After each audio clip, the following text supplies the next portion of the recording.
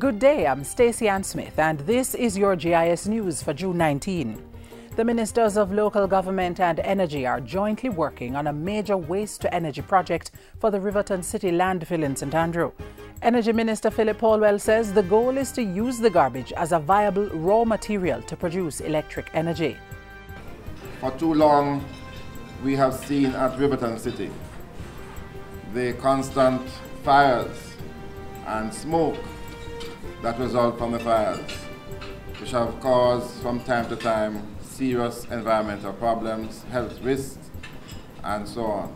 He says the ministries hope to secure a contractor through public tender to begin implementation of the project this year. Tourism and Entertainment Minister Dr. Wickham McNeil says Caribbean countries need to look at developing one regional air policy to improve overall competitiveness of the Caribbean tourism product. This, the minister says, is one of several matters of common interest that need to be addressed as a collective. Globalization and global travel presents both opportunities and challenges to our region. And I believe we must, more so now than ever before, seek to pool our knowledge, resources and strengths as one body. He made the appeal at the recent opening of the Caribbean Tourism Summit and Outlook Seminar 2012 in Montego Bay. The Jamaica 50 Secretariat is asserting that no official or national Jamaica 50 song has been chosen. In fact, a release from the Secretariat says while it received several excellent submissions, no official Jamaica 50 song will be chosen. Instead, the Secretariat says it's taking an all-inclusive approach to celebrating the country's rich musical heritage in its 50th year, and several songs will be designated as proudly celebrating Jamaica 50. That includes the Michael Bennett-produced Fly the Flag composition, which has been at the center of public debate about why the official song had been changed. This followed last week's synchronized national airplay of the Nation on a Mission theme song, which has been supporting Jamaica 50 electronic ads. The Jamaica 50 Secretariat says it regrets the misunderstanding regarding the purpose of that song and is encouraging all Jamaicans to play and enjoy the music of their choice. Key national response personnel and parish disaster coordinators remain on alert in the event that the island continues to experience rainfall that could lead to flooding. The Office of Disaster Preparedness and Emergency Management, ODPEM, had placed the officers on alert Monday after the Meteorological Service put the island on a flash flood watch. The rainfall was expected to continue into Tuesday evening. The general public and especially people in frequently flooded communities are advised to keep a watch on the situation and to be prepared to act quickly in the event of flooding.